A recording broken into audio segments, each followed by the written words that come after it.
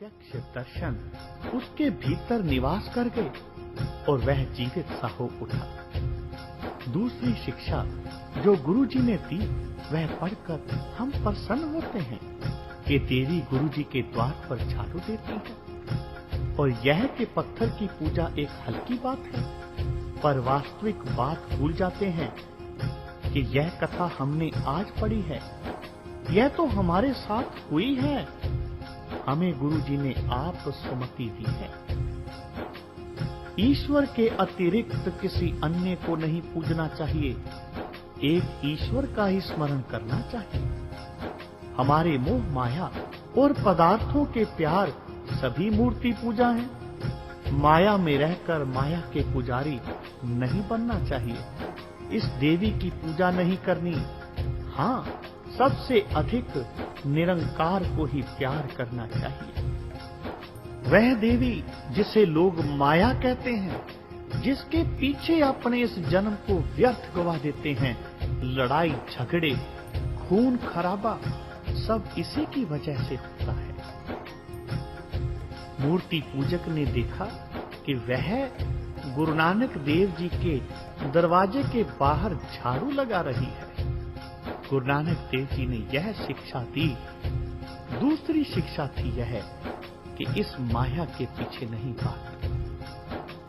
भगत जनों, तीसरी सुमति जो उस दिल गुरु नानक जी ने दी वह यह थी कि नवाब ने गुरु नानक जी को साधु हो गया जानकर मोदी खाना किसी अन्य के अधिकार में कर दिया। उसने पिछला लेखा करना तथा विधि मिलानी ही थी। इसके मिलने से कुछ धन गुरु जी का नवाब की ओर निकला। वह नवाब ने गुरु जी को भेज दिया। उस समय कई जरूरतमंद गरीब लोग गुरु जी के दर्शनों के लिए आए। उन्हें आपने ध्यान से देखा। पास खड़े किसी व्यक्ति ने कहा, बादशाह, आपके घर में पुत्र हैं, स्त्री हैं, आप त्यागी हुए हैं, यह धन उनको दे दीजिए। गुरु जी कहने लगे, सब में उसकी ज्योति है, सभी उसी के पुत्र हैं, सो जो कुछ था उसी समय लुटा दिया। भगत जनों, हम प्रसन्न होते हैं कि धन्य गुरु नानक, जिसको धन का तनिक सा भी लोभ नहीं था। धन्य है गुरु जी जो जरूरतमंद को पुत्र कहा करते थे और सब में भगवंत को देखते थे। इस प्रकार सबके साथ प्रत्यक्ष प्यार करते थे। पर तीसरी बात हम भूल जाते हैं कि यह कथा भी आज ही हुई है। यह तो हमारे साथ हुई है और गुरु जी हमें कहते हैं, अंदर अपने हृदय में ईश्वर का नाम बसाओ। वाहिगुरु को अपने अंग संग समझो। ईश्वर का नाम आठों पहर नाम भूलो। जब कोई जरूरतमंद दिखाई दे तो उसमें भी ईश्वर की ज्योति ही दिखे जो सर्वव्यापक है। उसकी आवश्यकता यथाशक्ति पूरी करो, पर ऊंचे ख्याल में रहो कि मैं अपने अंदर बस रहे नाम के नामी ईश्वर की हर ओर देख रहा हूं और उसको प्यार कर रहा हूं। दुख, दरिद्रता, गरीबी मैं ना हटा सकता हूं और ना ही मैं दाता हूं। मैं तो एक ज्योति का प्रेमी हूं। मेरे भीतर ईश्वर का नाम होकर ज्योति बस रही है और कहती है कि किस सब जीवों में वही ज्योति है, उसी ज्योति के लिए प्रयत्न करो। भगत जनों, यह तीसरा सबक है। सर्व जिया मेहरम्मत। हम शिष्य हैं, सिख हैं। जो सुमति गुरु नानक जी ने दी है, जो कृपा की है, उसे द्वारा जिसका उद्धार हुआ है, वह सिख शिष्य कहलाए। हम सिख हैं। देखें कि जो सुमति गुरु जी ने दी है, वह गुण जो वाणी में आए हैं, हमारे में हैं अथवा नहीं। यदि हैं तो हम भी धन्य हैं। गुरु के सिख होकर धन्य सिख हैं। पर यदि हमारे में नहीं है तो हमें धारण करना चाहिए। बातों का नाम सिक्खी शिष्यत्व नहीं है। गुणों को धारण करने अथवा रहन सहन का नाम सिक्खी है। गुरुजी आप बताते हैं, वेण गुण भगत ना होए। भाव, गुणों को धारण करना चाहिए। अब तो सभी का ध्यान माया की ओर बढ़ रहा है। संसार सिर के बल इसके पीछे भागा जाता है। वृत्तियों पदार्थों की प्राप्ति की ओर तथा पदार्थ पूजा में सिर के बल गिर रही हैं और यह प्रतिदिन बढ़ रहा है। दाता भुलाया जा रहा है। पदार्थों की ओर प्यार बढ़ रहा है। गुरुजी ने इन्हीं भूलों से छुड़ाकर हमें आत्मदेश में पहुंचाया था। वे उस समय की कथाएं और उपदेश लिखे हैं और हम पढ़ते हैं। अब हमें अमल की आवश्यकता है। यह उपदेश हमारे जीवन में आने चाहिए, अन्यथा हम गुरुजी की प्रसन्नता लेने वाले सिख नहीं। यह साखियां पढ़ें और अन्य व्यक्तियों के साथ घटी पढ़कर और कहानी का मजा लेकर एक और ना चले जाएं। साखी अपने साथ घटी समझें, अपने अवगुण उस कथा के प्रकाश में देखें और फिर अपने आप को सुधारें। तब गुरु नानक की, गुरु पापा की प्रसन्नता है। हम सिख हैं और जीवित सिख हैं और बनावट, दिखाना, व्यर्थ, जाहिरदारी और पक्षपात को तो वे रद्दी करके दूर फेंकते थे। यदि हिंदू मुसलमानों में इसको देखकर इसके विरुद्ध वे चिल्लाते थे तो सिखों में इसको देखकर और अधिक चिल्लाते थे। वह जो पहला वाक्य बोले, ना कोई हिंदू है ना मुसलमान, उसकी ध्वनि यही थी कि बनावट, दिखाना, जाहिरदारी और पक्षपात धर्म नहीं है, मजहब नहीं, कल्याण मार्ग नहीं है और परमार्थ नहीं है। उनकी एक आवाज, ना कोई हिंदू है ना मुसलमान, आज सिखों को अधिक कान देकर सुननी चाहिए। कि गुरु नानक देव जी के गुरु बाबा जी आदेश से आते ही बोले तो क्या बोले और उसके प्रकाश में हमको आज क्या अमल करना है, क्या आप सुधारना है और क्या लाभ उठाना है। यह है गुरु को मानना, गुरु को प्रत्यक्ष समझना, अपने साथ बोलता देखकर, सुनकर अमल करना और एक सच्चे सिख बनना। भगत जनों, ये गुरु नानक देव जी की शिक्षाएं हैं। ये जो साखियां घटी हैं, इनसे शिक्षा लेकर हम उस उपदेश को अपने जीवन में धारण करें, तभी हमारा यह जीवन सफल होगा। बोलो जी पाई जी वाहे गुरु, वाहे गुरु, वाहे गुरु।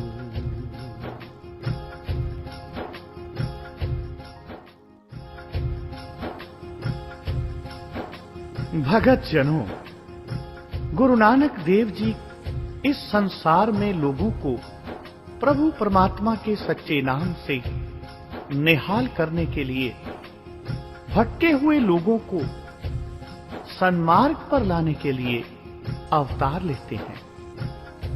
गुरु नानक जो अकाल पुरुष का स्वरूप है, गुरु नानक देव जी का मन और आत्मा प्रभु प्रेम और भक्ति में इस तरह तल्लीन थे कि उनके व्यक्तित्व और मधुर वचनों का सब पर अद्भुत प्रभाव पड़ता था।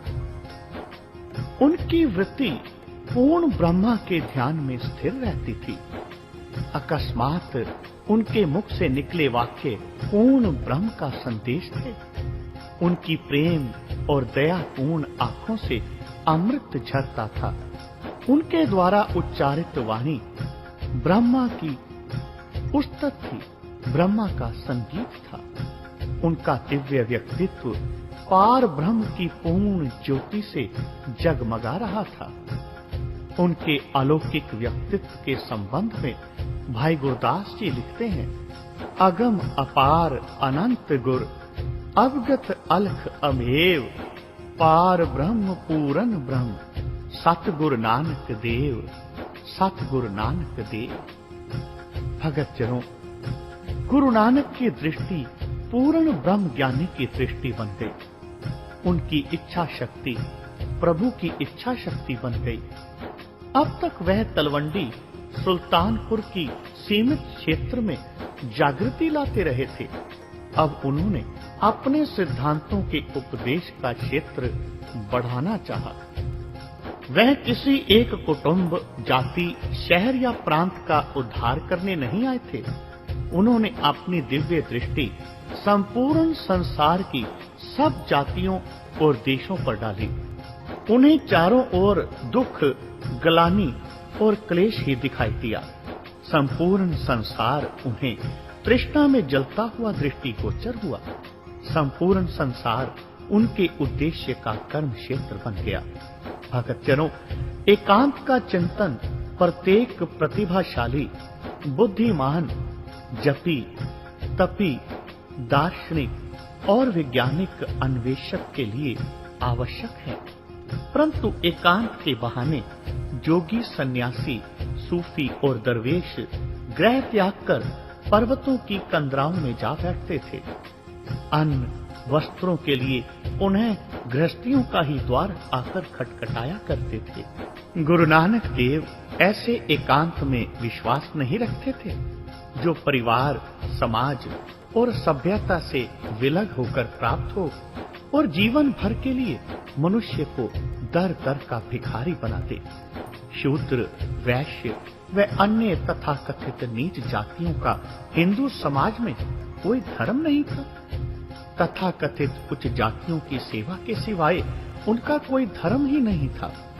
वे ना वेद वाणी पढ़ या सुन ही सकते थे और ना ही वे मंदिरों में प्रवेश कर सकते थे। उनका धर्म था उच्च श्रेणियों की सेवा, दासता।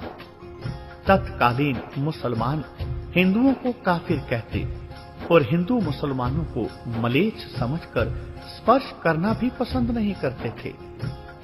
गुरु नानक देव ने अपने स्थापित धर्म के द्वार सबके लिए खोल दिए। प्रभु एक है और वह सबका है। सत्य एक है और वह सबका है। सब मनुष्य समान 5 तत्वों से बने हैं। सब में एक निराकार प्रभु की ज्योति जगमगा रही है। अतएव उनका धर्म संपूर्ण मानवता के लिए था। इसके द्वार प्रत्येक सत्यावंशी के लिए खुले थे। भक्तजनों, गुरु नानक देव की मानसिक दशा अद्भुत थी। वह अमृत के उस स्रोत की भांति थे जो स्थिर और भरपूर रहना चाहता है, परंतु अपने छल छलाते अमृत जल से अपने चारों ओर तप्त मरुस्थल की प्यास भी बुझा देना चाहता है। उनकी दशा उस मृग की कस्तूरी की भांति थी जिसके लिए अब अपने पंच भौतिक शरीर में उसको छिपाए रखना असंभव हो गया था। वे अपनी सुगंधी संपूर्ण संसार में बिखेरने के लिए व्याकुल हो उठे थे। निराकार की ज्योति उनके रोए रोए से फूटी पड़ती थी। इसके प्रकाश से वह संपूर्ण समाज और संसार की मौलिक अज्ञानता दूर कर देना चाहते थे। प्रत्येक अंधेरे और पीड़ित हृदय में आप सत्य और ज्ञान का दीपक जलाना चाहते थे। संपूर्ण मानव जाति की सेवा, मानव समाज का उद्धार उनके लिए प्रभु की वास्तविक भक्ति बन गए थे। भक्तजनों, भाई मर्दाना को संग लेकर गुरुजी जंगलों की पगडंडियों पर से पश्चिमी पंजाब की ओर चले। उनके सिर पर दस्तार थी। सूफी दरवेशों का चोगा धारण कर रखा था। कमर में लंगोटी और 2 चद्दरें उनके पास थी। एक चद्दर कमर में बांध रखी थी और दूसरी ऊपर ओढ़ने के लिए। जब से वह सुल्तानपुर पंजाब के प्रांत दौलत खान लोधी के मोदी बने थे, उनकी प्रसिद्धि दूर दूर तक फैल चुकी थी। जब कभी किसी को पता चलता कि बाबा नानक आया है, तो झुंड के झुंड लोग इकट्ठे होकर उनके पीछे चल पड़ते। परंतु गुरुजी एकांत चाहते थे। वह शहरों और बड़े ग्रामों से दूर ही रहते। कभी कभी किसी गरीब की झोंपड़ी का आनंद उठाने के लिए किसी स्थान, किसी किसान अथवा श्रमिक की झोंपड़ी में रात काट लेते। उसका दुख दूर करते। अपने उद्देश्य से उसको आत्मिक बल प्रदान करके उसका स्वाभिमान बढ़ाते, अज्ञान अंधकार में भटकते लोगों को सत्य मार्ग पर ले आते। कई धनी श्रद्धालु उनके समक्ष रुपयों और कपड़ों के ढेर लगा जाते, परंतु बाबा नानक तुरंत यह सब वस्तुएं अभावग्रस्त लोगों में बांट देते। भक्तजनों, स्वयं गुरु नानक देव बहुत अल्पाहार करते, कम सोते और अत्यधिक संयम व सत्य का जीवन व्यतीत करते। जो कंदमूल या प्राकृतिक फलों का आहार वनों में मिल जाता, वही खाकर संतुष्ट हो जाते। बाबा नानक का यह दृढ़ संकल्प था कि सब संसार के धार्मिक केंद्रों पर पहुंचकर प्रत्येक सत्यान्वेषक के मन पर नवीन सिद्धांतों का नूतन प्रकाश डाला जाए। सृष्टि का उद्धार 2-3 प्रकार से ही हो सकता था। एक, तीर्थों पर, मेलों और महान पर्वों, उत्सवों के समय जब लोग इकट्ठे हुए तो वहां पर अज्ञानमय भ्रमों में पथ भ्रष्ट जनता को सत्य मार्ग बतलाना। दूसरा, जो पाखंडी साधु संतों के गढ़ थे, जो जनता को लूटने के अड्डे बने हुए थे, उनकी वास्तविकता को प्रकट करके लोगों को धोखे से बचाना और इन पाखंडी भ्रष्ट साधुओं को सत्य मार्ग पर चलाना। तथा तीसरे, जो जोगी, नाथ, सन्यासी, सूफियों के विशेष केंद्र थे, वहां पहुंचकर उनको मानवता और समन्वयवादी ज्ञान मार्ग का उपदेश देकर उनके संकीर्ण दृष्टिकोण को विशाल बनाना। इतने महान और विशाल कार्य के लिए आवश्यक यात्राओं के लिए उन्हें शारीरिक व्यायाम की आवश्यकता थी। घर की सुविधाओं को त्याग कर वनों, पर्वतों और विस्तृत मैदानों में विश्राम करने का अभ्यस्त होना जरूरी था। आवश्यकता थी ऐसी सहज साधना और तपोबल की कि इतनी लंबी यात्राओं में ना उन्हें भूख प्यास सताए, ना धूप और सर्दी परेशान करे और ना आंधी और तूफान कष्ट दे। भक्तजनों, इस प्रथम यात्रा में ही उन्होंने अपने मन तन को इस प्रकार के जीवन के अनुकूल ढालना शुरू कर दिया। साथ में मर्दाना और 1-2 अन्य श्रद्धालुओं, जिनको अपने साथ ले जाना था, की इच्छा शक्ति को इन लंबी और कठिन यात्राओं का कष्ट सहन करने के योग्य बनाना शुरू कर दिया। बिना बिछोने के पृथ्वी उनके नित्य का विश्राम स्थल बन चुकी थी। प्रतिदिन कोई नदी किनारा, कोई वृक्ष की छाया ही उनके लिए प्रकृति द्वारा निर्मल महल बन जाता। जो कुछ उनको स्वाभाविक रूप से प्राप्त हो जाता, वह खा लेते। यदि कुछ भी उपलब्ध ना होता तो संतुष्टि और संतोष के घर में निवास करते। गुरु नानक के लिए यह आनंदमय, सहज और ध्यान की अवस्था थी।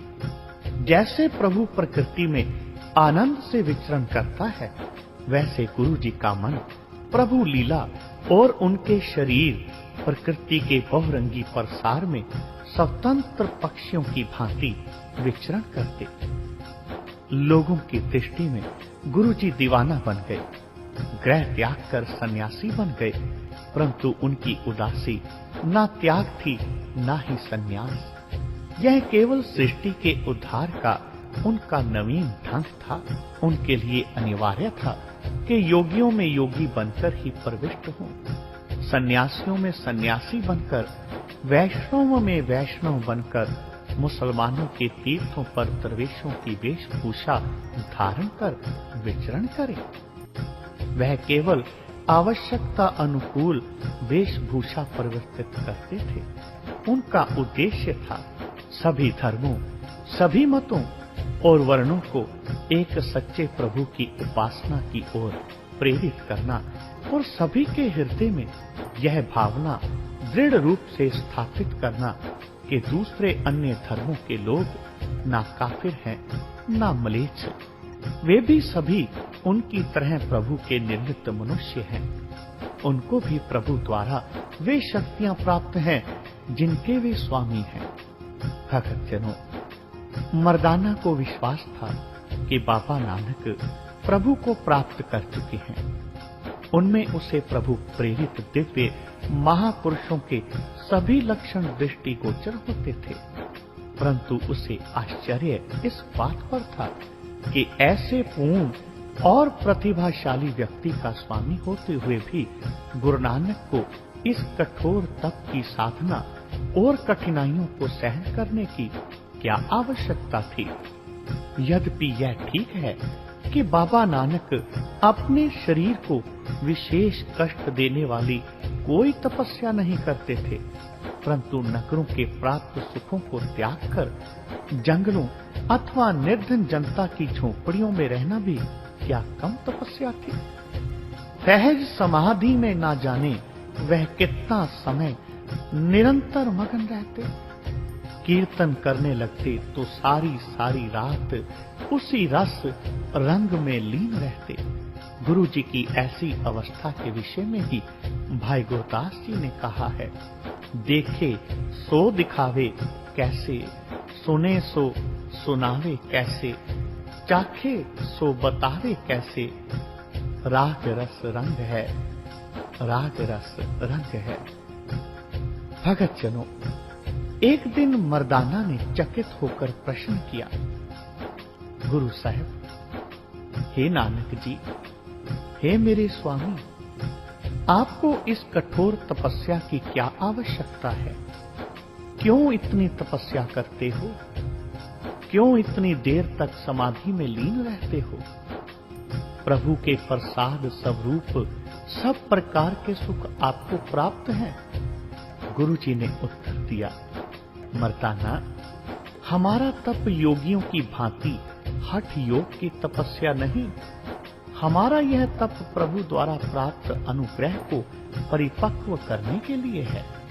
हमारी तपस्या इस जलते हुए संसार के कल्याण का प्रयास मात्र है। यह संसार के उद्धार के लिए प्रभु ने मुझे आदेश दिया है। इस आज्ञा का पालन भी उस प्रभु की कृपा से हो सकता है। उस कृपा को प्राप्त करने के लिए, उसके आदेश को मन में दृढ़ करने के लिए यह मौन प्रभु प्रेम की साधना है। सुल्तानपुर से नदी पार करके गुरु महाराज एक दिन एक उजड़ गांव में खंडरात पर जाकर ठहरे। यह खंडरात राजमार्ग पर स्थित था।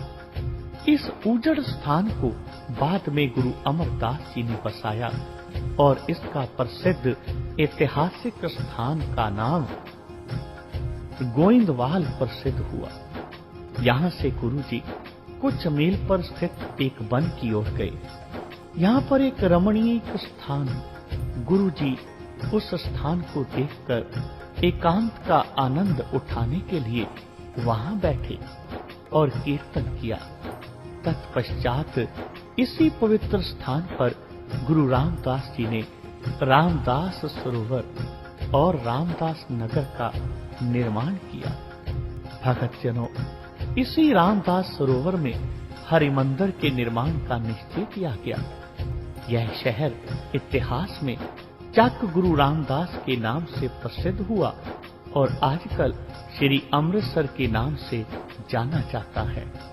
भगत जनों, यहाँ से लाहौर होते हुए गुरु साहिब गुजरांवाला की ओर चले। रास्ते में एक दिन मर्दाना को खाने पीने के लिए कुछ न मिला।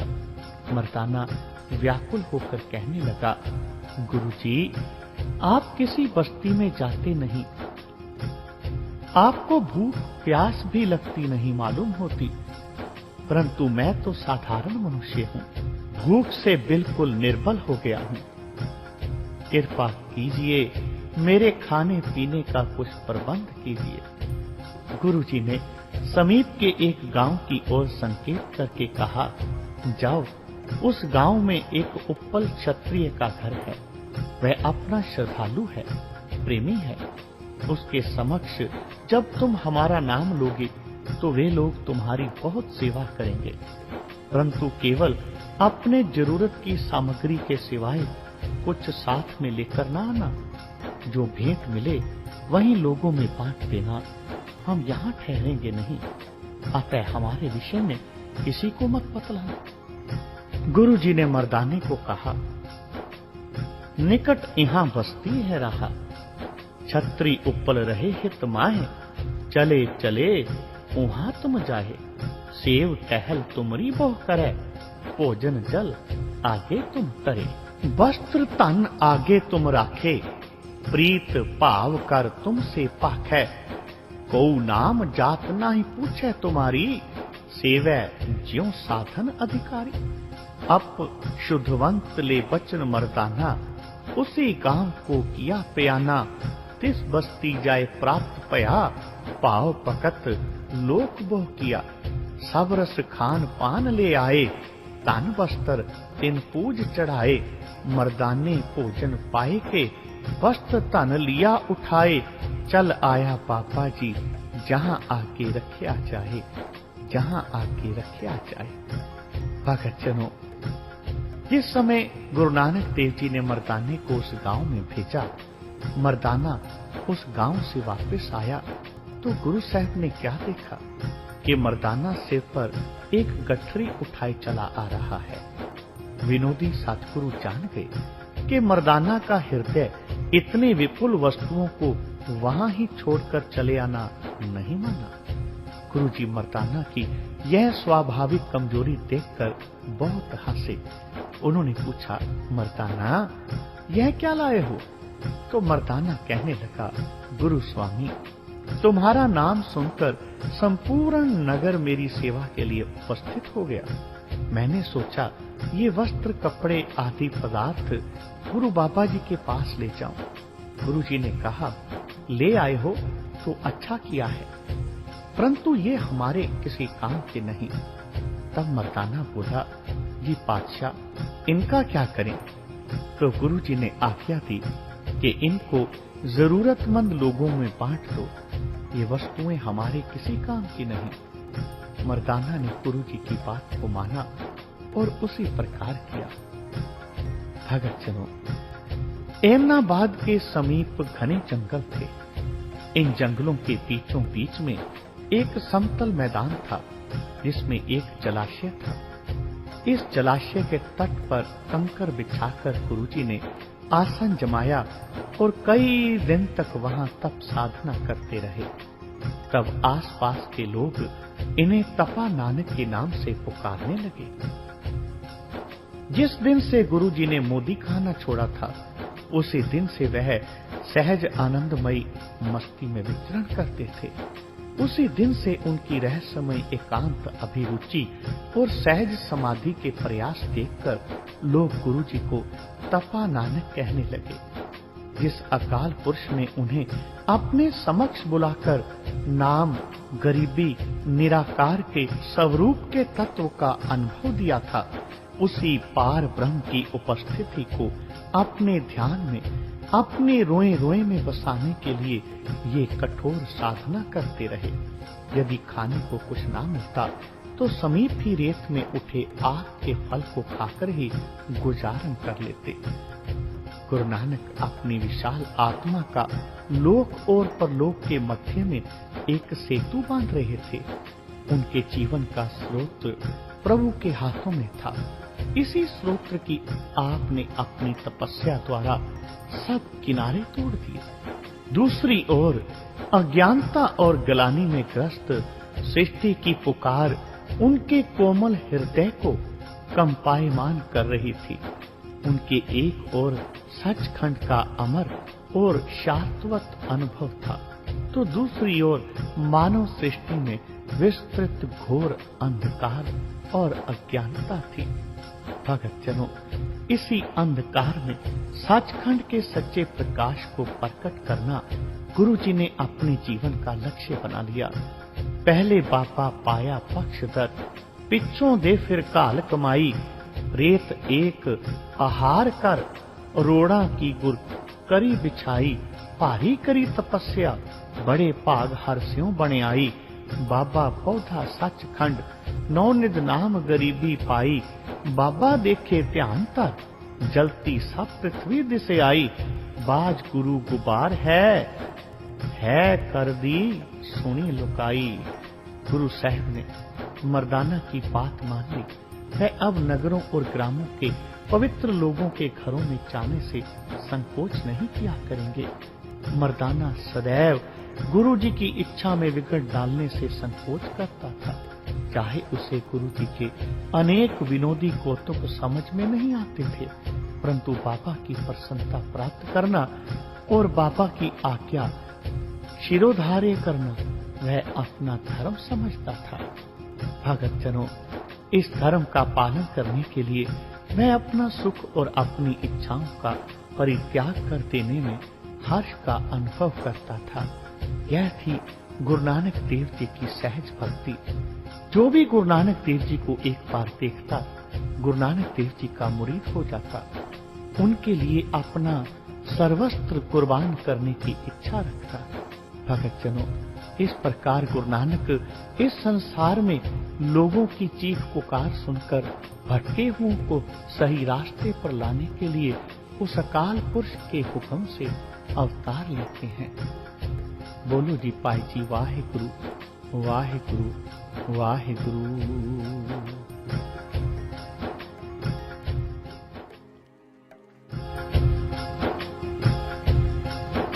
भगत जनों, संसार में विचरते हुए कलयुग अवतार गुरु नानक देव जी को हर तरह के लोगों का सामना करना पड़ा। जालिम से जालिम लोग भी कई बार उनके सामने आए। ऐसा ही एक हठी, वहमी, क्रूर और निर्दयी था जालिम खान। अफगान शासक विलासतापूर्ण भ्रष्टाचार में डूब चुके थे। जालिम खान ऐमनाबाद का एक फौजदार था। वह स्वभाव का बहुत ही वहमी था, क्रूर था और निर्दयी था। नगर के सब लोग उसके अत्याचारों से अत्यंत दुखी थे। इन दिनों ही इसका बेटा बीमार हो गया।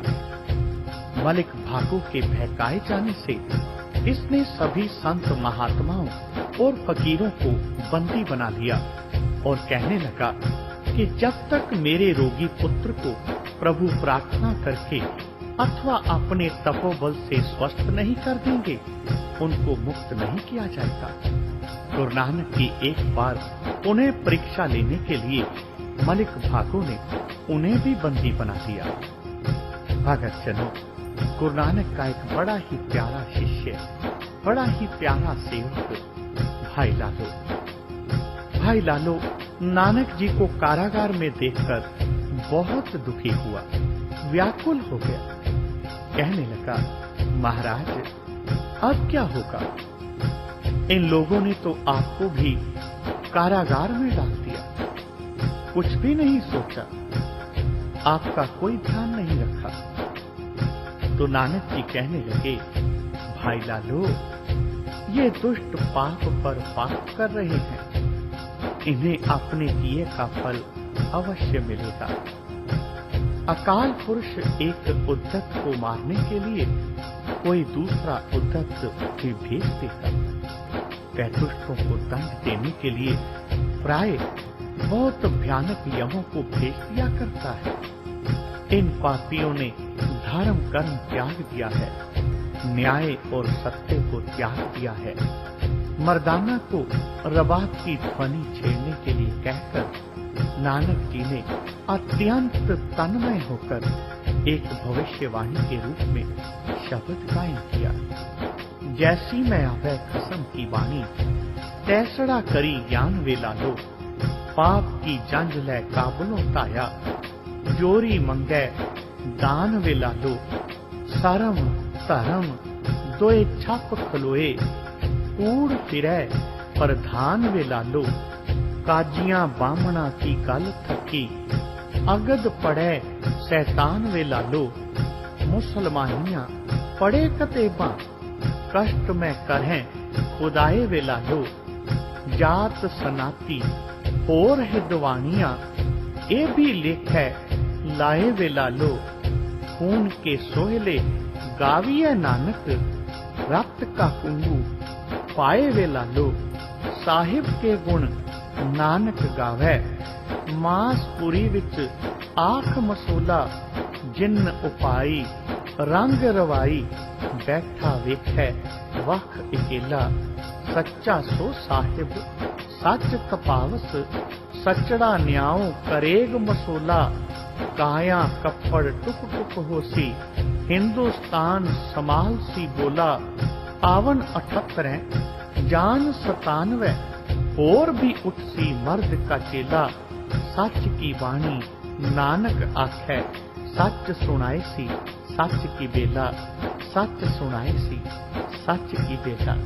भगत जनों, भाई लालो यह शब्द सुनकर घबरा उठा और घबराहट में विनम्र होकर पूछने लगा, नानक जी, ए महाराज जी, क्या आप अपने पूरे सैदपुर नगर को श्राप दे रहे हैं?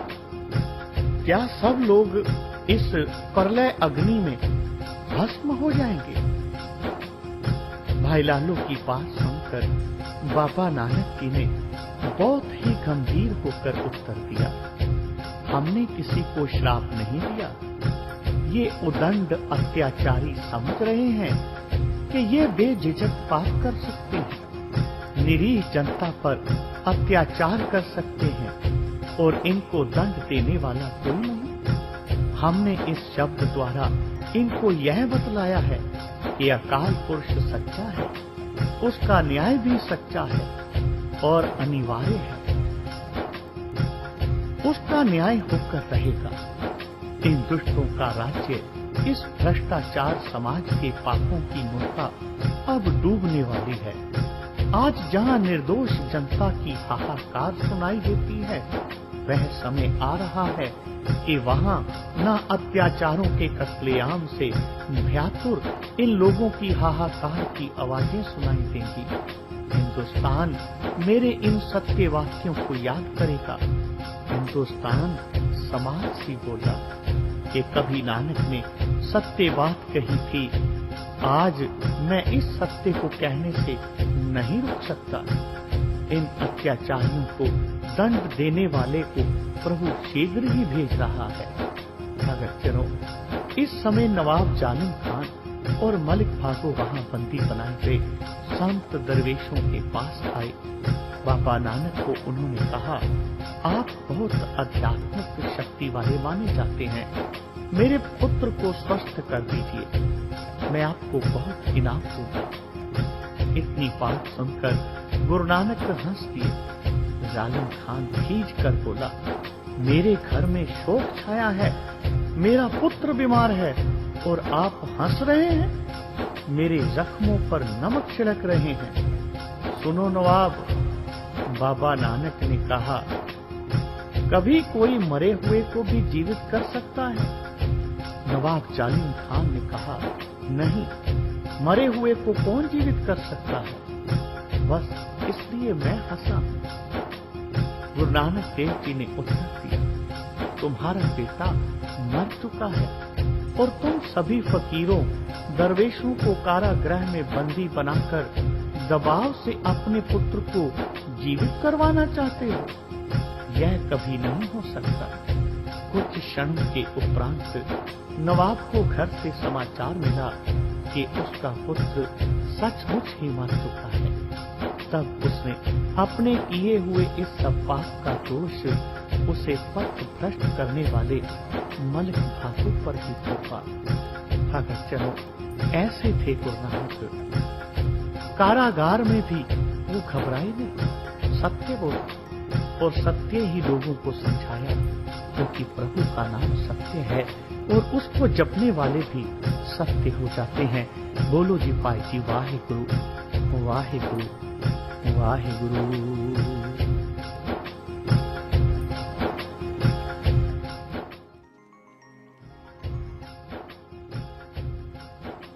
भगत जनों, कलयुग अवतार गुरु नानक देव जी संसार के लोगों का उद्धार करने के लिए अपने अनन्य सेवकों भाई मर्दाना और बालाजी के साथ नगर नगर में विचरे। जब ईस्वी 1412 में मोहम्मद तुगलक की मृत्यु हुई तो कुछ दिन दिल्ली का शासन खाली पड़ा रहा। शासन का जो भी थोड़ा बहुत प्रबंध था वह अफगान अमीर दौलत खान लोधी ने चलाया। दौलत खान लोधी ने राजमुकुट धारण नहीं किया।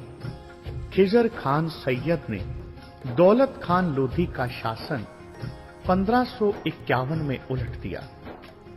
बहलोल लोधी, जिसका जन्म विचित्र परिस्थितियों में हुआ था, इस समय दीपालपुर, लाहौर, पानीपत और सरहंद पर अधिकार जमाए बैठा था। उसने 1551 ईस्वी में दिल्ली पर अधिकार कर लिया और दिल्ली के सिंहासन पर बैठ गया। भगतजनों, बहलोल लोधी फकीरों की अभिरुचि का बादशाह था। राज दरबार के अतिरिक्त वह तख्त पर कभी नहीं बैठता था। तारीखे दाऊदी में लिखा है कि अमीरों, मंत्रियों या लोगों से भेंट के समय वह सिंहासन पर नहीं बैठता था, गलीचे पर बैठता था और अन्य लोगों को भी उसी गलीचे पर बैठाता। सबसे भाइयों का सा बर्ताव करता था। किसी मंत्री या राज कर्मचारी को अपने पास नहीं खड़ा रहने देता था। उसमें से यदि कोई बीमार हो जाता तो वह स्वयं इसकी खबर लेने को उसके घर में जाता। 1488 ईस्वी में उसका तीसरा पुत्र निजाम खान सिंहासन पर बैठा और इसने अपना राजकीय नाम सिकंदर लोधी रखा। सिकंदर शाह लोधी, जिसकी मां हिंदू थी और यह स्वयं किसी हिंदू राजकुमारी से विवाह करने के लिए उत्सुक था। मुसलमान प्रजा के लिए यह बहुत दयालु एवं न्यायशील था। इसके समय में व्यापार और अनाज की उपज ने भी बहुत उन्नति की। आर्थिक दृष्टि से भी लोग बहुत समृद्ध थे। यह अरबी और फारसी साहित्य का बहुत बड़ा प्रशंसक था। यह स्वयं एक कवि था। दूर दूर से विद्वान और कवि इसके दरबार में आते और इससे पुरस्कार प्राप्त करते थे। सिकंदर शाह लोधी की सबसे बड़ी कमजोरी थी इसका हिंदू धर्म विरोधी दृष्टिकोण। यह अभी पूरी तरह गद्दी पर बैठ भी नहीं पाया था कि इसने थानेसर पर आक्रमण कर दिया। वहां के मंदिरों को गिराना चाहता था और वहां के पवित्र सरोवर को मिट्टी से पाट देना चाहता था। किंतु यहाँ के प्रसिद्ध सूफी दरवेश अजोधान ने, मियां अब्दुल्ला ने सब मुसलमानों और सूफी दरवेशों को एकत्र करके फतवा दिया कि गैर मुसलमानों के मंदिरों को गिराना दीन इस्लाम के विरुद्ध है। इस तरह यह अत्याचार रुक गया। जब सिकंदर शाह राज्य सिंहासन पर बैठा, जो इसका जहां भी वश चला, इसने हिंदू मंदिरों को गिराकर उनके स्थान पर मस्जिदें बनवा दी। इतिहास में ऐसे जिन विशेष स्थानों का नाम वर्णन किया गया है वे हैं मंद्रिल, उत्तगिर और नरवर। मथुरा में उसने आज्ञा दी कि अब से हिंदू गंगा घाट पर स्नान नहीं कर सकते और ना ही वहां मुंडन करा सकते हैं।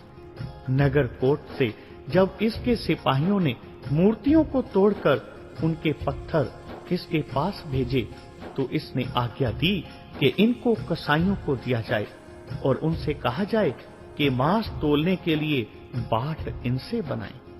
भक्त कबीर को इसी सिकंदर शाह लोधी ने बंदी बनाकर कष्ट दिए, जिनका वर्णन कबीर अपनी रचना में करते हैं। मुसलमानों में भी जब कभी उसने कुछ ऐसी रीतियां प्रचलित देखी जिनमें उसे मूर्ति पूजा की सुगंध आई तो उसने तुरंत उनके विरुद्ध आज्ञा दे दी।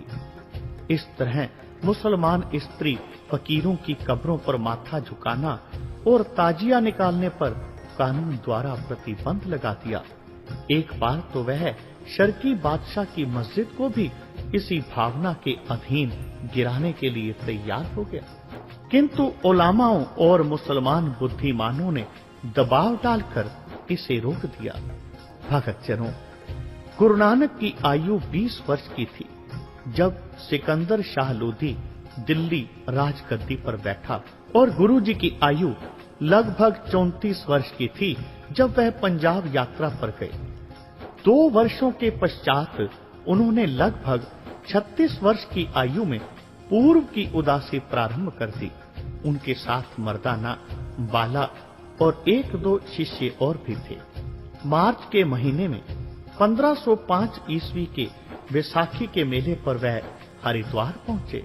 1505 ईस्वी में सूर्य ग्रहण के अवसर पर कुरुक्षेत्र में पधारे और दिल्ली में गुरु नानक देव गर्मियों में लगभग जून 1505 ईस्वी में पहुंचे। भगतजनों, दिल्ली के बाहर राजमार्ग के एक ओर गुरु महाराज एक वृक्ष के नीचे ठहर गए। साथ में कुरुक्षेत्र से वापस लौटने वाले कुछ यात्री भी थे। गुरुजी ने जब अत्यंत सुरीली आवाज में कीर्तन प्रारंभ किया तो बहुत संगत एकत्र हो गई और पर्याप्त भेंट उपहार प्राप्त हुआ। निकट ही एक बाग था।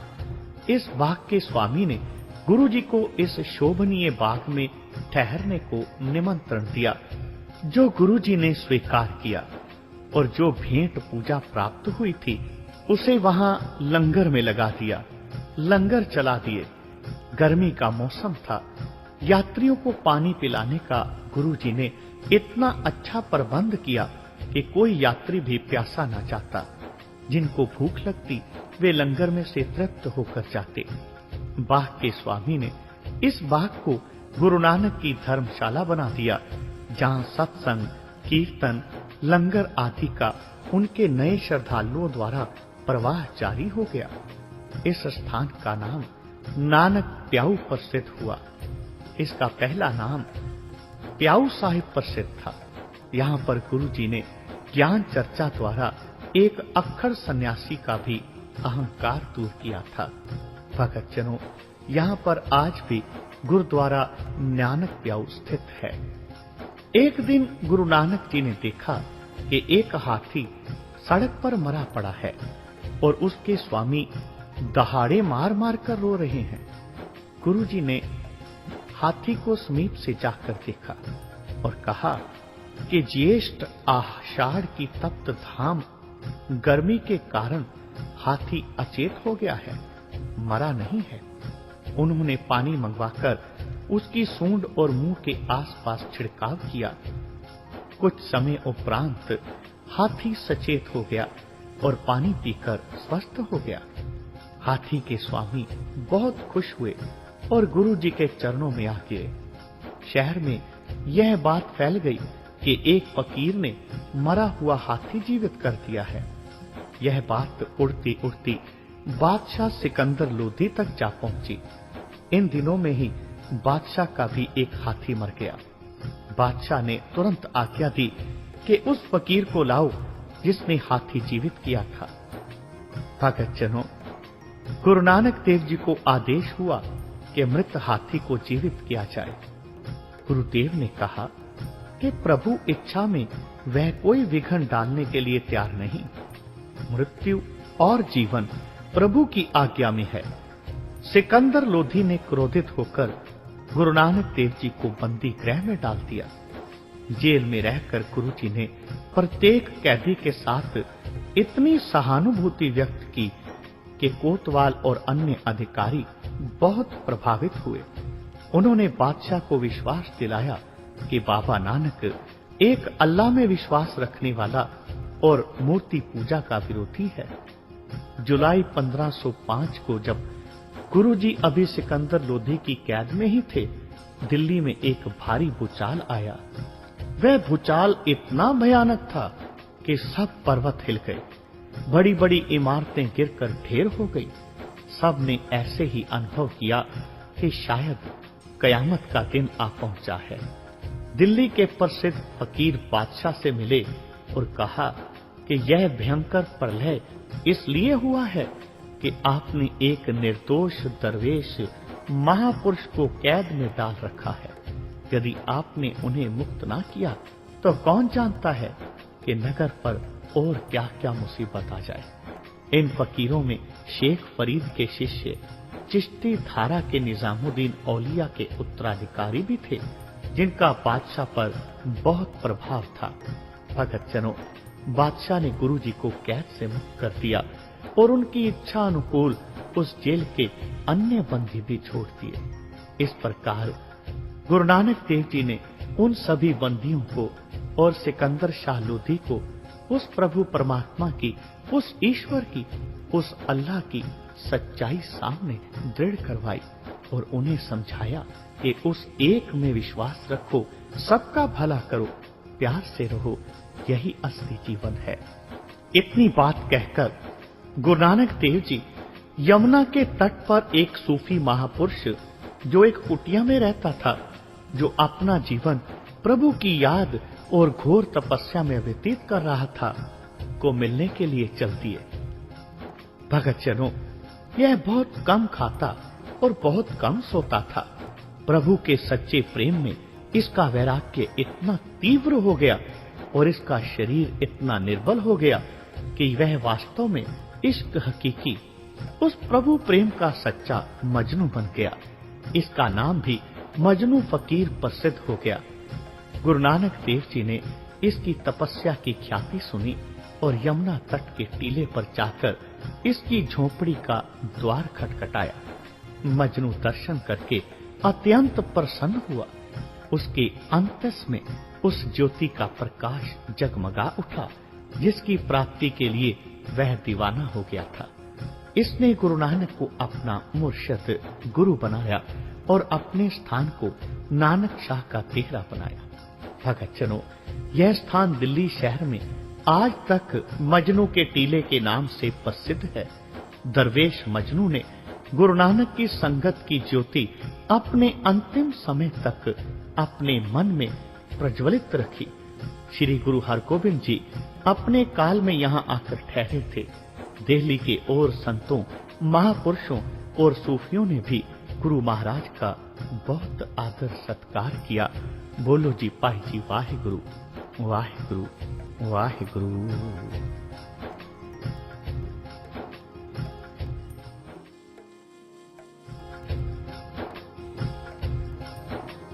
भगत जनों, बात करते हैं 15वीं 16वीं शताब्दी के संपूर्ण आसाम क्षेत्र की।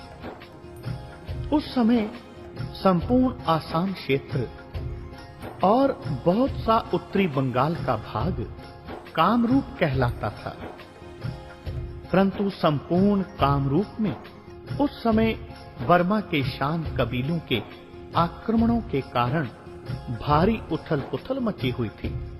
धार्मिक क्षेत्र में भी तांत्रिक मत के, शक्ति के उपासकों और वैष्णव मत के भक्तों में परस्पर भारी सांस्कृतिक संघर्ष चल रहा था।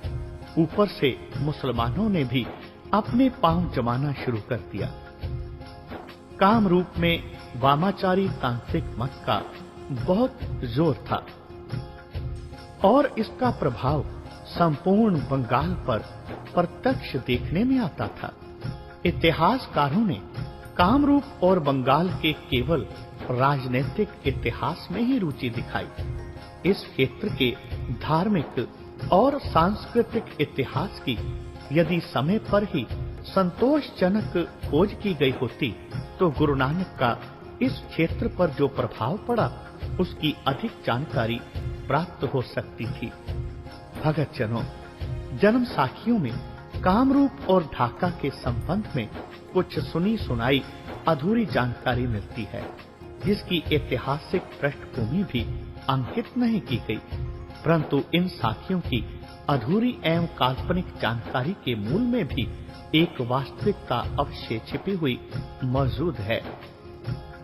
गुरु नानक देव मालदा से मुरादाबाद गए, जहां एक नौजवान कवि शाहजू शाह गुरु नानक का शिष्य हुआ। उसने बाबा जी की अधिकांश वाणी को उतारकर अपने पास रखा और स्वयं भी एक बहुत सुंदर कविता गुरु महाराज के सिद्धांतों और व्यक्तित्व के बारे में लिखी। ढाका को जाते हुए गुरुजी गोदागिरी, गोपालपुर, कृष्णगंज और पबना नगर में ठहरे। मार्ग में गुरुजी को एक नाथपंथी योगियों का संघ मिला। इनका मुखिया रामदेव बड़ा तपस्वी और सुविज्ञ पुरुष था। यह गुरु नानक के दर्शन से बहुत प्रभावित हुआ और उनकी शरण में आया। भगत जनों, ढाका में उस समय 52 बाजार और 58 गलियां थी। इसीलिए इस शहर का नाम 52 बाजार निप्पन गली प्रसिद्ध हो गया। ढाका को ही कई मध्यकालीन पश्चिमी लेखक बंगला कहते हैं और बंगाल को ढाका बंगला कहकर पुकारते हैं। इस शहर को यूरोप के यात्री ढाका कहते थे, इसी को बंगला भी कहते थे। जन्म साखी बाला में इसे ढाका बंगला का नाम दिया गया है। भगत जनों, ढाका नगर ढाकेश्वरी मंदिर के लिए प्रसिद्ध था। गुरु नानक के समय में यह ना तो बंगाल की राजधानी थी और ना ही अधिक आबाद था। ढाकेश्वरी मंदिर के आसपास उस समय भी घने जंगल थे। शब्द ढाकेश्वरी का अर्थ है वह देवी जो जंगलों और वृक्षों से ढकी और घिरी हुई हो। बंगाल में उस समय छोटी छोटी अनेक रियासतें थी और प्रत्येक रियासत स्वेच्छाचारी थी। ढाका में पानी की उस समय बहुत कमी थी। नदियों के जल के सिवा कहीं पानी न मिलता। यदि कहीं कुआं खोदने पर कुछ पानी निकलता भी था तो वह खारी होता था। गुरुजी ने यहाँ पर एक कुआं खुदवाया। इस कुएं का पानी बहुत मीठा था।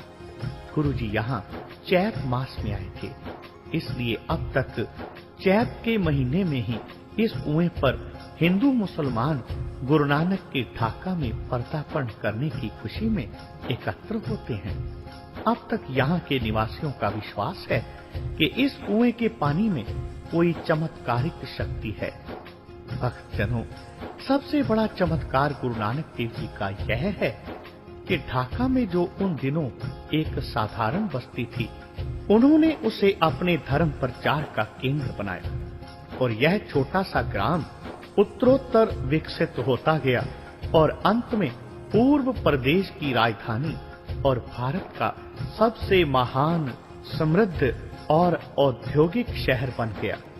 सदियों तक यहाँ गुरु नानक की प्रज्वलित ज्योति जलती रही और गुरुमत धर्म का प्रचार इतना प्रफुल्लित हुआ कि गुरु गोबिंद सिंह जी के गुरुत्व काल में यहाँ 12 संगतें विद्यमान थी।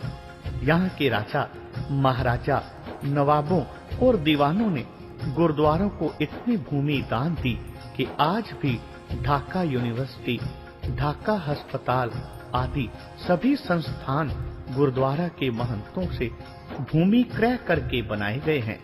ढाका नगर के आसपास का स्थान बहुत रमणीय होने के कारण यहाँ के जंगलों में नाथपंथी योगियों, तांत्रिक साधुओं और जपी तपी सूफी साधुओं के अनेक डेरे थे।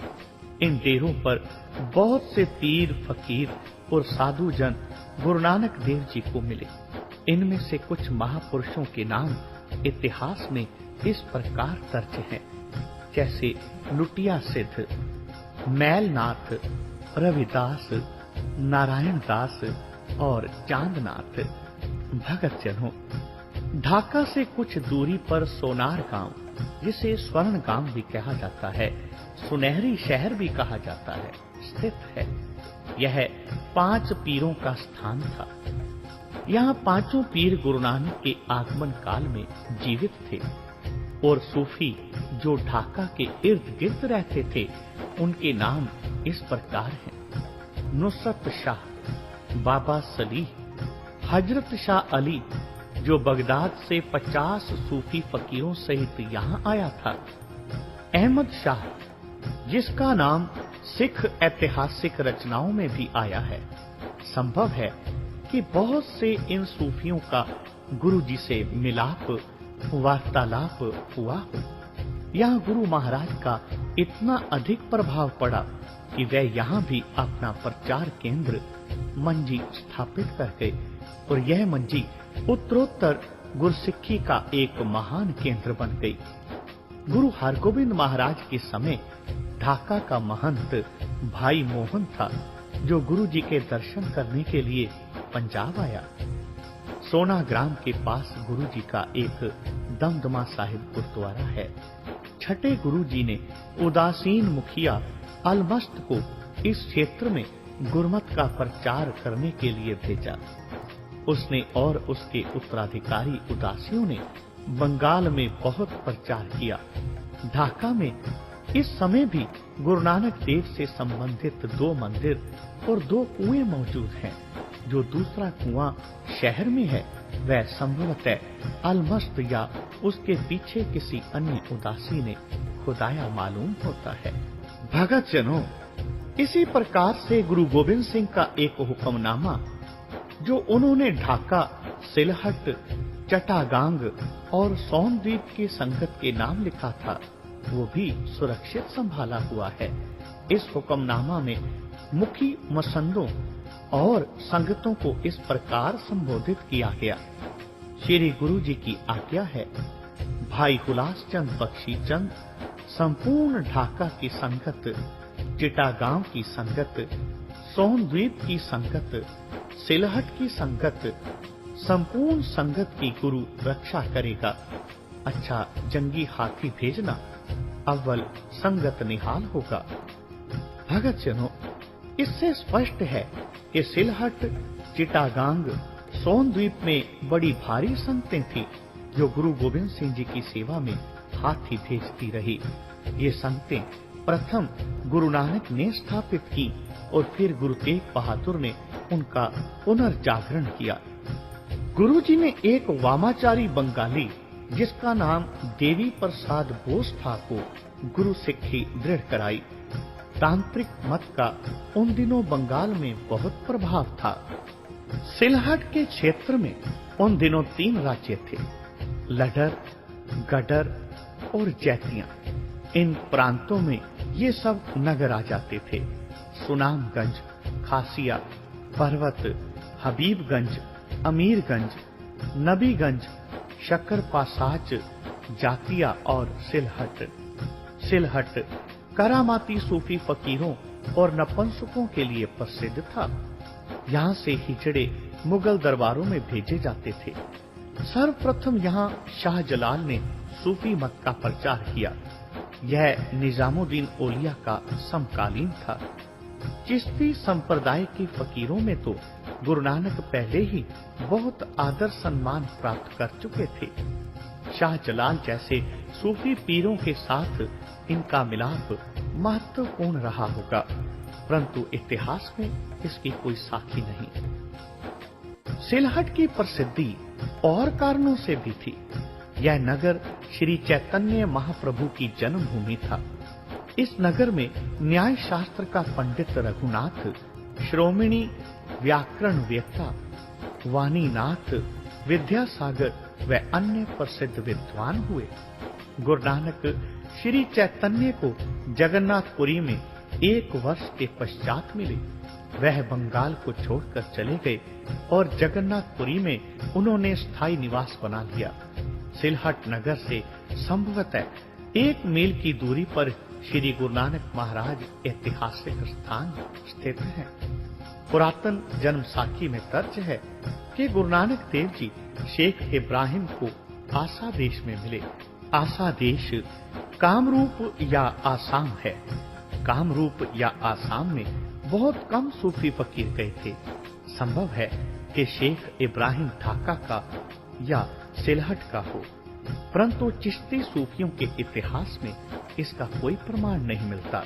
हो सकता है कि गुरुजी और शाहजलाल के मिलाप को ही जन्म साखियों ने शेख इब्राहिम के साथ मिलाप लिख दिया हो। दोनों चिश्ती धारा के जो फकीर थे।